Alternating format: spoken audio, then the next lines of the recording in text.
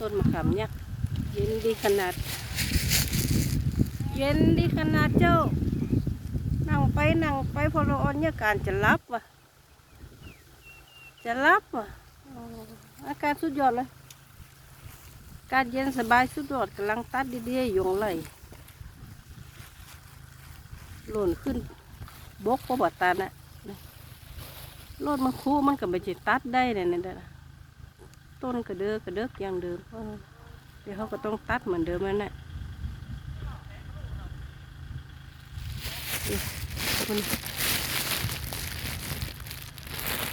ดูต้นพักหนองไอ้ต้นมะขามใหญ่เนี่ยที่จะแปลงแปลงห้างใต้ต้นนี่แปลงที่นั่งนี่ด้วยแปลงที่ให้คนนั่งนี่ด้วยดีกว่า